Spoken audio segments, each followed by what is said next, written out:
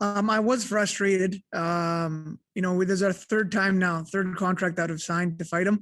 So I was frustrated because I was hoping to do this a year ago, but the whole world has to adjust because of the pandemic, and we're no different. Many people are losing their lives and livelihood because of this. So the fact that I get to do it now, I'm happy for that, and it's much less a disruption than other people are facing in their life comparatively.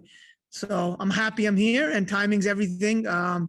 Honestly, this camp has been amazing, and the growth I've made over the last year has been amazing. Growth I wouldn't have had a year ago. So that's internally, that's strategically, and I think that's going to be a big difference in this fight. Well, look, Vera, you have to give him credit. He's a very experienced fighter. He's been around for a long time and faced the best of the best in the sport. And he's the heavyweight champion and won for many years for a reason. He's finished everybody he's fought. So he's very dangerous. And, although he's good everywhere. There's no one area where you can say, okay, hey, you take a person here and it's no problem. He's good everywhere. But above all that, it's his kickboxing stands out more than anything. So we really focused in on this. And a part of his kickboxing are his kicks and his range and how he likes to operate from space. So we planned for that and to take all of those things away and other tools, what he likes to do when he's up against the cage, what he likes to do when he's on the ground, look at his habits. That's the one thing. A lot of his habits and tendencies are the same for all of these years as well. So we're able to study a lot of that and prepare accordingly. Yeah, again, he's dangerous if you let him keep you at range. His kicks are very accurate and very powerful. He's got a good knees, clinch in that area. He's squirmy on the ground, that type of stuff. So, those are areas you want to take away. And for us, our boxing's better. My kickboxing's sharp as well. I just haven't had the ability to show it. And how I deal with that and how I beat someone who does that. So this would be a great opportunity for that. My clinch works, better than his, and it's amazing. We'll show that. But more than anything, skills aside, even if we're equal all the way around, it's my insides that separate me from him. If you line everything up and it becomes a war of attrition, I will go further and deeper than he will.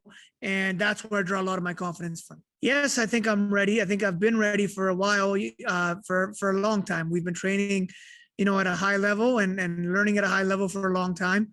I'm excited to show that.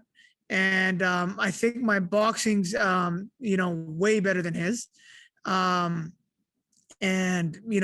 So that's a huge hole that we're going to look to exploit. And then, it falls right in line with my grappling range. So, he's going to want a slower paced at range moving type of fight. And we're going to want to be up in his face, pressing him all night and punching him and taking him down. Absolutely. Being a world champion is most important to me.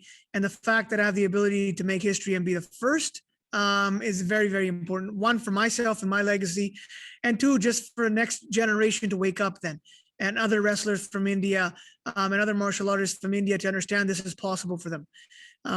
So that's important for me, definitely. Yeah.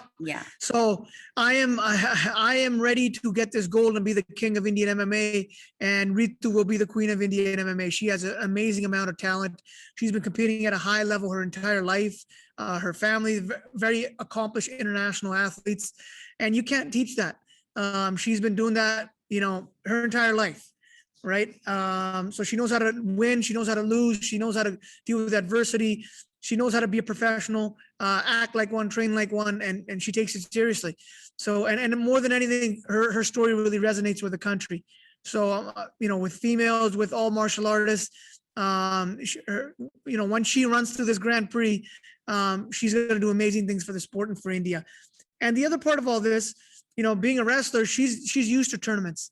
She knows how to work through a bracket, focus on, one fight at a time and how to win through that.